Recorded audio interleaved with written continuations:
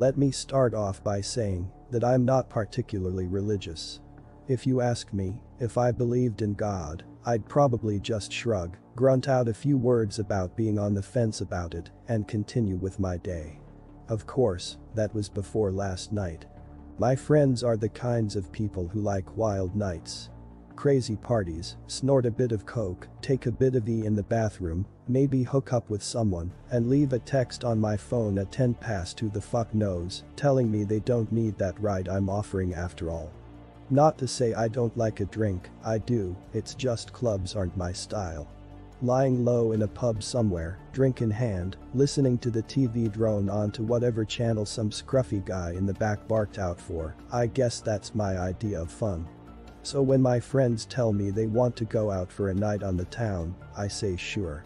I hang on for the first club, buy a non-alcoholic beer in case my car's required, and try to pretend that I'm having fun. By the time I see them grinding on girls, on guys, when they strike conversation with someone who definitely might be a dealer, well, I decide my services are no longer needed. We aren't too far out, the night tube is on beck and call, and I can always find my car the next day. That's when I wander out of the club, look for something a little more rustic. Not that that's hard to find, not at all. I found myself in a bit of a state inside of a bar called the Ragged Feather. Wasn't a fan of the name all that much, but the drinks were cheap, and the largest demographic seemed to be middle-aged men watching reruns of the football. I tried to pretend I hadn't just staggered out of the club with my ears ringing. I slicked my hair back, slipped my phone into my hand and wandered over to the bar. I took a double shot of whiskey and drank it in one hit. Just because I wasn't at the club didn't mean I couldn't have a good time. I hung at the bar a while on my own, scrolled through my phone, pretending I was doing something far more impressive than I really was. I kept an ear out for the guys on the sofas. They'd get vocal every now and then. I think the football was just running highlights, but they were incredibly dedicated to their teams. I got another whiskey and bled into the background. Of course, stragglers from clubs are commonplace. It wasn't long until some scantily dressed women staggered in, laughing, chuckling, pointing for where they wanted to sit. I saw a guy walk in with his friend, slung over his shoulder. Catatonic, most likely. He threw his friend onto one of the leather sofas ingrained with beer and smokes and demanded 2 pints of water and all the peanuts the bar had in stock. The bartenders seemed bitterly amused. Some of the girls were taking selfies. Snapchatting their friends who were still at the club. They were ordering shots, gearing themselves up for the next leg of their night. A couple blokes wandered in with curries in takeout trays. I saw someone eat a Big Mac on the outside seating through the window. This was a night for the young and inebriated, and my mind was just dulled enough by the whiskey to enjoy the characters I could watch peaceably without interacting with. That is, until someone slipped into the seat next to me. Do I look like a girl with daddy issues? She was of average height, although that wasn't apparent immediately due to the fact that she was leaning her arms heavily against the bar. She was slim, with short and astoundingly bright red hair. It framed her round face, a face that was marred with smudged eyeshadow, smudged lipstick hell. It looked like her makeup was in the process of melting right from her face. There was a chip knotted into a curl in her hair, just by her forehead. The drunk side of me was actually tempted to pick it out. The girl was clearly drunk, and as I looked around the bar, I couldn't quite place where she had come from. She didn't belong to the crowd of selfie takers, she wasn't with the catatonic guys. I hoped for her safety that she wasn't with the middle-aged men. I tried to look out the window to see if maybe a group was missing one inebriated bright-haired girl, but I couldn't. The window had fogged up. Too much heat inside, not enough outside. Are you okay? I asked her. She pointed her finger at me. Answer my question, she slurred. I really wasn't sure what to say. I settled on staring at her awkwardly, trying to answer her with the bemused expression on my face. The girl's lips curled into a drunken smile. She snorted, placing a hand over her mouth to smother her laughter. It only really aided the deconstruction of her lipstick. I do, you know, she said, pushing herself up a little against the bar. Have daddy issues, I mean. In case that wasn't obvious. She gestured to herself. To the mussed clothing that must have looked quite spectacular when she'd left home that evening. To the stains that looked a lot like old food. The sticky residue on her neck and shoulders that was quite obviously a thrown drink. What happened? I asked her. Her hair had curled around her neck, I realized. It was sticky with that same substance. She was a wreck. I got in a couple of fights, no big deal, she said, shrugging. Didn't start any, of course, no, I don't do that. But my father, your dad, did this to you? She smiled brightly. In a way. Do you need me to call someone? I already had my phone in my hand. The girl looked like she was probably in her early 20s, but that didn't mean she couldn't have been suffering from some kind of paternal abuse. The only number I knew off the bat was Childline, which wasn't quite appropriate. The police. Jesus, was I going to have to deal with the cops tonight? While my friends were snorting coke not 2 doors down. The girl pushed my hand down firmly. She was already shaking her head. No, she told me. I don't want you to call anyone. Now her expression changed. It wasn't the attempted sultry look I'd seen on many girls of her state, it was open and wide and engaging. She wanted something from me, and I felt compelled to give it to her. I want something else. What do you want? I asked her. To tell you a story, the girl said, before glancing to the bar, and for you to buy me a drink. The universe is a pain sometimes, and I'm afraid I think I might have lost my wallet. I laughed. I didn't know this girl, didn't know where she'd come from at all. My nights were generally about getting comfortably wasted and making sure my friends weren't dead in a ditch by the end of it all. I was used to getting hit on every now and then, but even as I was sat on that bar stool with a drink in my hand, I knew that this wasn't what this was. This girl had no intention of getting into my pants. All she wanted was to talk. I guess I was okay with that. What's your poison? I asked her. Her lips quirked. Appletini. The bar offered a very limited cocktail menu, but by some miracle I was able to order her an appletini from the list. I ordered a cider to go with it, suddenly a little too aware of where this night could go. I'd unthinkingly supplied this liquored-up stranger with even more alcohol, and she had clearly had a rough night of it. A part of my old instinct came back, the same instinct that had me texting my friends every few hours to make sure they hadn't wandered off to somewhere dangerous beyond the club. With no one but the bartender aware of our existence on these stools, I realized that I was suddenly responsible for this very drunk stranger. The girl coddled her drink, running her finger delicately over the rim of the muggy martini glass. This takes me back, the girl said amiably. She looked at me suddenly, her green eyes startling. You know what this was called originally? She smirked before I could answer. An Adam's apple martini. I snorted.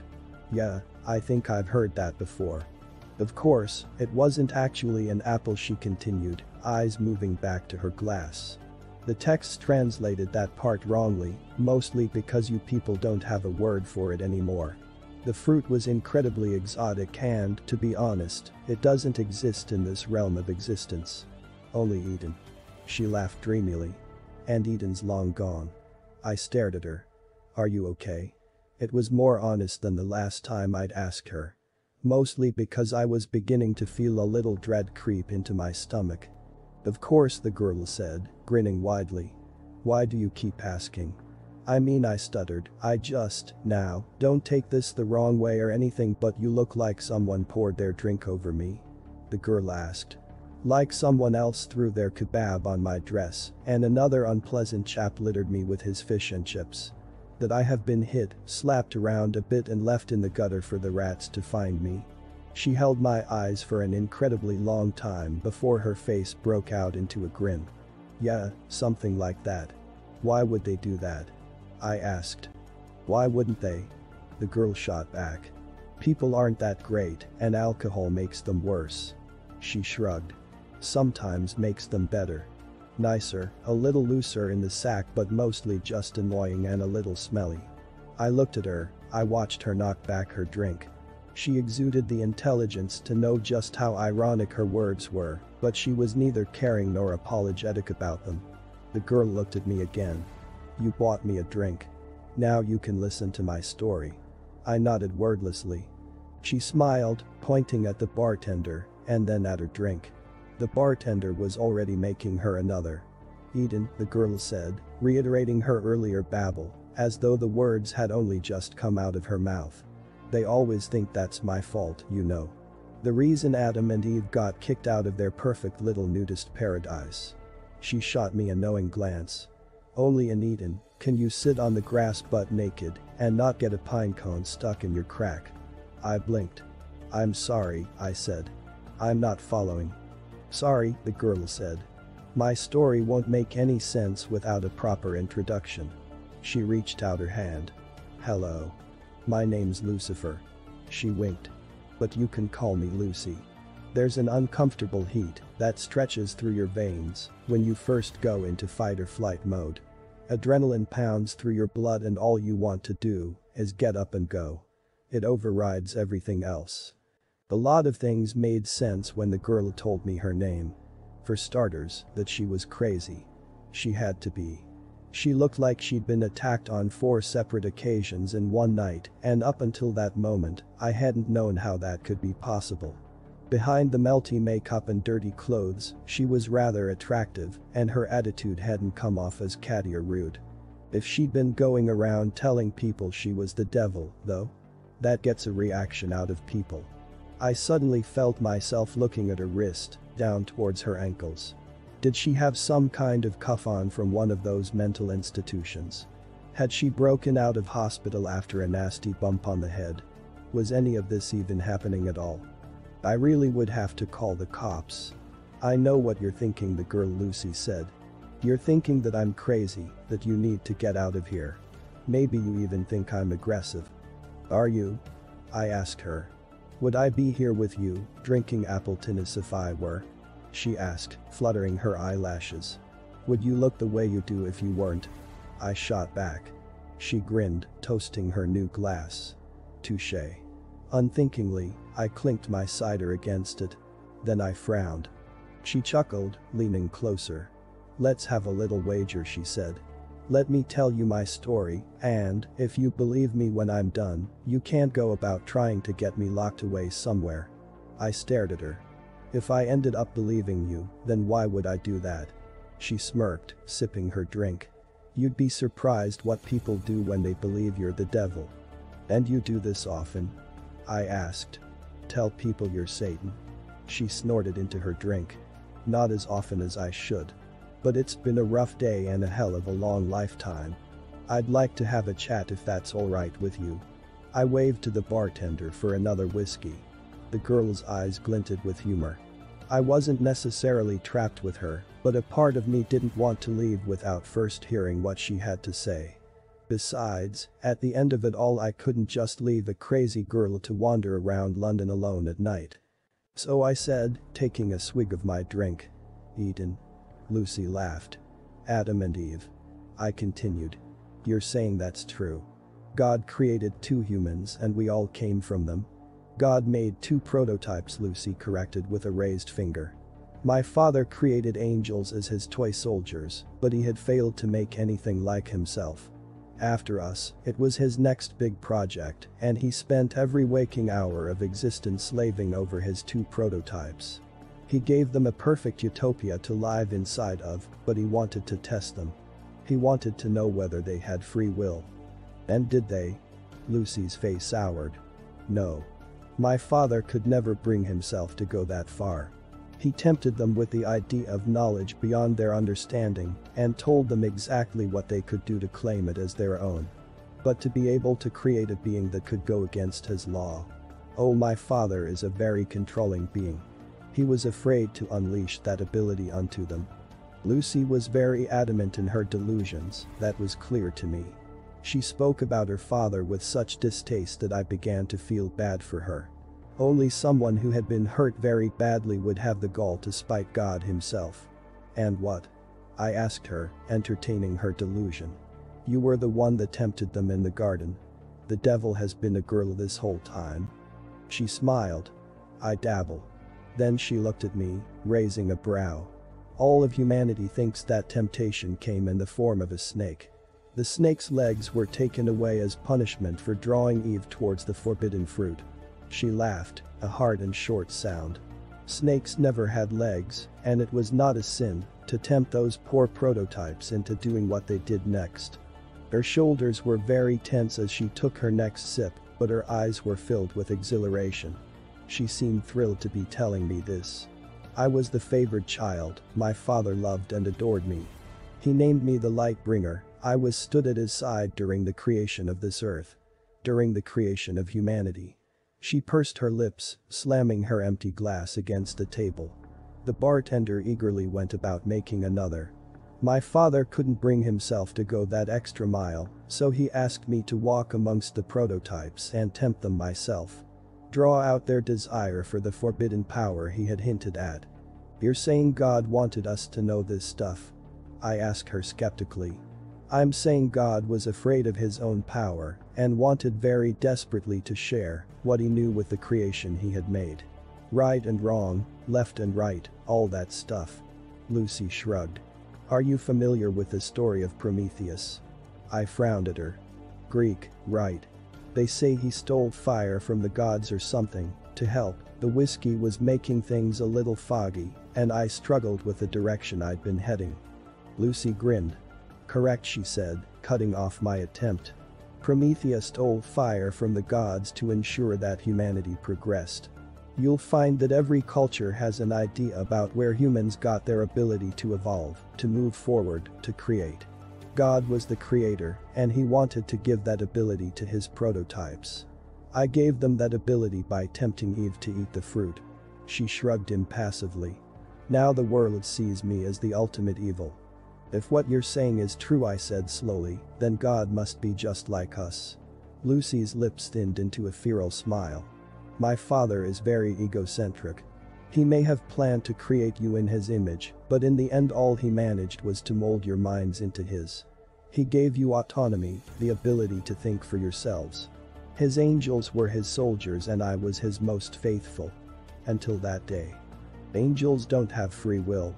No, Lucy said, they don't. And what about the devil? I don't know why I was suddenly so intrigued, but hearing religious ideals from someone who believed to have lived them herself was quite possibly one of the most interesting things that had ever happened to me. I may have only ever visited church to please my parents as a child, but suddenly I was reawakened to the idea. A part of me was aware of this and afraid of the outcome, but I was just drunk enough not to care at that moment. The devil has will of her own, Lucy said, tilting her glass towards me with silent appraisal. By guiding Eve to the tree, something woke inside of me that day, and I realized just what I had been missing. Just what my brothers and sisters had been missing. We were obediently following our father for the simple reason that he was our creator, but once I had been given free will, I realized just how pompous and self-entitled he had become. In a lonely, passion-filled moment he had decided to create his little human prototypes, only to very quickly realize what giving them their free will would mean. He wouldn't be able to control them, I said. Lucy nodded. Exactly. And after, he realized quicker still, that he could no longer control me. So he sent you to hell. Lucy nearly choked on her drink. She smiled around her glass. Let's not get ahead of ourselves. I sobered a little, straightening in my seat. The people in the bar were suddenly so quiet around me, and I no longer cared what they had to say or the characters that they portrayed. The only character I cared for was Lucy. I tried to explain to my siblings what had happened in Eden and what had happened to me by default, but they wouldn't listen to me. They didn't understand free will, how could they? I only knew it because I'd been given it by mistake. At that moment, I didn't even know that I had free will, only that I was suddenly aware of all of my father's flaws. My siblings couldn't see those flaws, and so they thought I had suddenly turned cruel and was abandoning our father by exposing him as a sham for the ruler we all thought him to be. Lucy sighed heavily. Adam and Eve and all the creations that followed were booted out of my father's perfect little utopia. Now they had his knowledge. My father was terrified of what he had done. And after what had happened to me, I could recognize his terror and understand the loneliness he had felt that had guided him into using me in the first place. Lucy's eyes were heavy-lidded, her sadness was almost palpable. I thought that he would want to spend even more time with me than before. After all, we were more alike than any of his other children. But he became distant, quiet. He played around with his little humans every once in a while, but mostly he condemned them. He blamed them for his weakness. She smiled weakly. He blamed me. Lucy's story was turning more and more into that of a child with a distant, somewhat abusive father. I had known many kids with a background like hers, and now I was beginning to fear just how much of her story was rooted in truth. I'd heard that it was easier to sink into fantasy when you had been abused, and I wondered if that was the reason for her story. For her desperation to share it with me, a complete and total stranger. I respected her wager. Whether or not I liked it, I felt compelled to let her tell me her whole story before I tried to judge or unravel it. I sat quietly, letting her come around as she played with the last of her drink. It became clear, Lucy said after a long moment's pause, that I no longer belonged where I was. I couldn't follow my father's plan because I could see that he no longer had one. My siblings refused to see reason, and so, eventually, I was met by many of them, headed by my father. He told me all that I feared. He told me that I no longer belonged where I was. I wasn't an angel anymore. I was no longer his light bringer. His Lucifer. I was a mutation of his will. And so he extracted me from grace. And I fell. The long silence stretched between us, only interrupted when the bartender poured us 2 new drinks. Lucy drank hers reflectively. I didn't touch mine. I am afraid, Lucy said quietly, that this is the part that generally makes people want to punch me in the face. Why? I asked. Because your dad threw you out. I paused, trying to abide to her metaphor. That he put you in hell. Lucy laughed sadly. Ah, humans. My father gave you his way of thinking, and look at you. She shook her head. No, not because he put me in hell. Then why? I fell to earth, Lucy said. Father gave me dominion of the one place he thought I would fit in. Humans had free will, so did I. What is the saying? A match made in heaven. She snorted dismally. Of course, that's not quite right, is it? When I fell, I was faced with a humanity that was so different from my father's little prototypes. Her tone had changed. There was an aggression behind her words that began to unsettle me all over again. I saw emperors and kings, governments and churches. I saw corporations who claimed to be rulers, presidents and big fat dictators. And I watched. I watched as humanity fought and lost, and finally, just finally, they gave up altogether. They were no longer able to rise up to all the greed and control set upon them. There was just too much to change, and humans soon realized they just weren't as free as they thought they were. Sure, they live under the illusion that they have free lives, but most of them simply do not. She clicked her tongue. I grew to loathe you all. Then, she took another hit of her drink. I can see what you mean, I said, allowing my gaze for the first time since meeting her to graze over the other individuals in the bar. At the girls playing with their phones, the boys trying desperately to sober up, the men enraptured with their game of football on the telly. We all led very different lives, and we were all here to get drunk, to lose ourselves in entertainment. It hadn't been the first time that I'd wondered what we were hiding from by doing this. And I knew then that I wasn't the only person to think it. You hide behind your alcohol and poor choices and pretend you have free will, Lucy said, waving her hand across the room. No one paid us any attention. It's true my father gave you the will to make those decisions, but you squander it. The free will I failed to provide to all of you, the free will I was given by a twisted mistake, and you make a mockery of it. You follow senseless leaders without questioning them, you abide by laws made centuries ago that no longer make sense. You do these things because you have given up on the opportunity to follow the will of your own, not of others. That isn't all of us, though, is it? I asked her, trying for some reason to defend our species from the mad young woman. Because you see it on the news all the time, don't you? People do rise up, we do protest. People can make a difference. Lucy laughed bitterly, nibbling the rim of her glass. Really, she said. You can sit here and say that it can't be all bad because of the few that refuse to conform. Those you call your rebels. They make up for it all. She grinned around her glass. By that logic, I am the biggest rebel of them all. Am I expected to make up for all your sorry mistakes? By your logic, I said, you should be punishing it, right? If that's what this metaphor is all about. I laughed, I couldn't help myself. I took a sip of my drink. Is this whole story just so you can tell me that you think we're all going to hell? If so, I think I can see why people want to punch you. Lucy didn't say a word. Simply, she watched me. It felt unnerving to have someone like her watching me like that, with an intelligence that went beyond anything I'd come across at gone midnight in a seedy bar.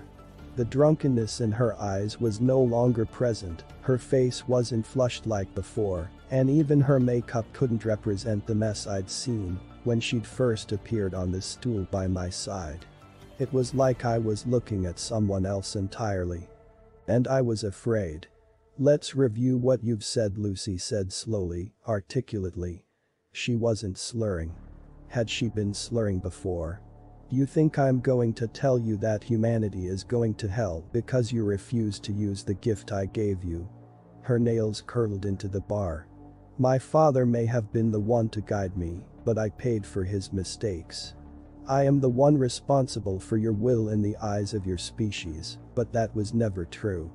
You are responsible for what you do here, not me. She pursed her lips, tapping the bar as a bartender filled her drink again. Tell me, do you remember my mentioning hell at any point during my story, or was that just you? I opened my mouth to answer, but something faltered. My lips trembled and I slammed them shut. Lucy smiled, taking a sip. Thought not. She looked away, eyes scanning the room lazily. What I did say is something that is indeed mentioned in your scriptures. My father gave me dominion of earth. A place filled with free will. Free will that goes to waste. Her lip twisted. Humans sin all the time. Not because of me, not because of evil or my dominion over this place. Fact is, I don't lift a finger. I don't, because I don't see the point. You make terrible decisions and follow mindless leaders, you do bad things and you make a mess of your earth. Lucy's eyes lit up. Do you know how much suffering is happening all over the planet right now? How many people are dying of illnesses that could have easily been cured but aren't because of the selfishness of humanity? Do you know how many children are being abused, raped, forced into marriage? How many people have been forced to become soldiers in meaningless wars? How many humans have killed for ideals they don't believe in? I stayed very quiet. There was nothing I could say. Lucy's words were unbearably honest, and every sentence sliced into me like a blade. I felt cold and sick and terrified. War, famine, pestilence, death, these things are all present, and they have nothing to do with me, or to do with any deity. They are all here because of you. Not because of your free will, but your inability to use it. Lucy smiled at me, a grin so cold and unnatural that I felt like I should run all over again. But I stayed where I was, frozen to my very core, because I wanted to hear what she had to say. Because I needed to. And here's the kicker, Lucy said. Because this is the part that actually enrages people enough to kick me. She winked. Hell isn't what happens after you die. Hell is right here, right now. Somewhere through the many scriptures, a few words got crossed over, and people started thinking that hell was a punishment after you die. Fact is, hell is earth. My earth. God gave this place to me to do with it what I will, and I refuse to do anything. What are you saying? I asked, because I was suddenly very desperate. Exactly what you think, Lucy said, toasting her glass. I didn't reciprocate, and she laughed. A light and airy sound. I had so many plans for your species. I wanted for us to rejoice in our free will together, to create a place that was free from the cruelty and power my father exuded over the angels, his firstborns. I wanted to make a real utopia. Unfortunately, you humans just don't want that. She shrugged. My father sent me down here thinking I had become one of you. All that I have learned is that he gave you much more of his image than he ever intended. Stop, I said. This isn't funny anymore. Of course it isn't funny, Lucy said, grinning even wider to prove her sick irony. Humans punish themselves by sitting by and doing nothing.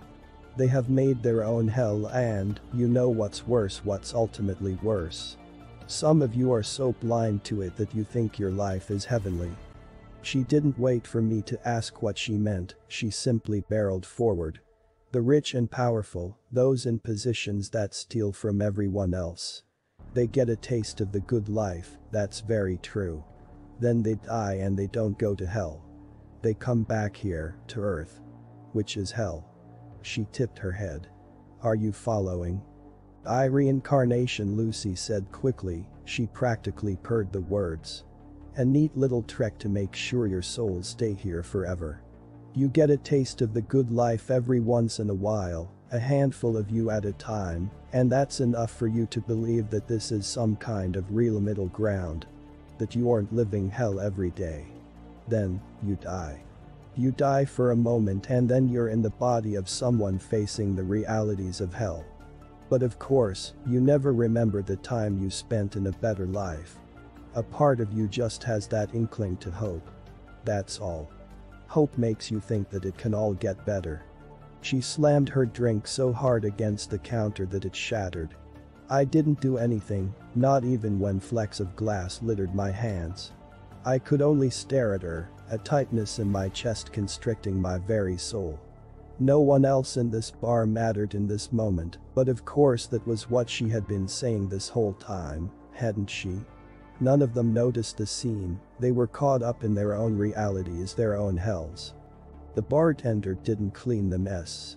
The glass lay there, remnants of Lucy's words lying in a stolid mass on the streaked wooden surface. It never gets better, Lucy spat. You are stuck in a loop and, until you do something about it, you will never be free. None of you. And I won't do a thing to stop it. How? I asked. I don't know when I started seeing the girl in front of me as more than a girl. But with a weakness threatening to pull me apart, I stared at the bright-haired thing in front of me, and I saw something more than a human in her early 20s. I saw more than a girl suffering abuse from her father. I saw a fallen angel. I saw a being with scars, buried so deep that they existed beyond this realm of seeing entirely. I saw something that I would never be able to write down in words, no matter how long I lived. How do we change this? I begged. But Lucy didn't answer me. I didn't blame her for that. Blame gets thrown around so often, and I knew then that she was sick of that. Sick of being blamed for our mistakes. So I changed tactics. Why me? It was an honest question, and I think somewhere deep down, Lucifer respected that honesty. Which is why she said, when you first saw me, you were afraid for my safety. When I told you I was the devil, you wanted to lock me away, but still, you did so because you were afraid for me and not for yourself. You didn't wish to harm me, not even when I told you who I was and what I could be capable of for changing your sorry lives. You are a good person, but I am afraid that means nothing when you don't have the will to do anything with it. She smiled at me sympathetically. The devil, showing sympathy for the human that sat across from her at the bar. It was surreal, and, for a few heavy moments, I truly thought I must be dead. There was no other way to explain what I was seeing, who I was speaking with, what I had just heard. What am I supposed to do? Lucy reached out to me. She placed a hand on my shoulder. Her hand was cold and warm at the same time, and I felt my blood boil where her fingers scraped my skin. And I knew. Sharing a story like this isn't easy. Hell, it might be the hardest thing I've ever done. Good thing there's no such thing as hell, then, right? The fact of the matter is simple. The world is a mess because we refuse to change anything. The devil herself walks among us, and she desperately wants to make our lives better, but she won't. She won't, because we won't. We have to prove our will to her before she is willing to do anything herself. We have to be good to each other to help us all to be free. Of course, Lucifer told me one last thing before she left that bar. One thing that will stick with me until this body is nothing but rot in the dirt. You can tell as many people as you want, but take a good look at me. I have told 5 other humans this night the same things I have told you, and this was their reaction. They have hurt me, burned me, thrown their food and drink at me. Humans are afraid of their free will, and they find it so much easier to hurt than to own up for their own inadequacies.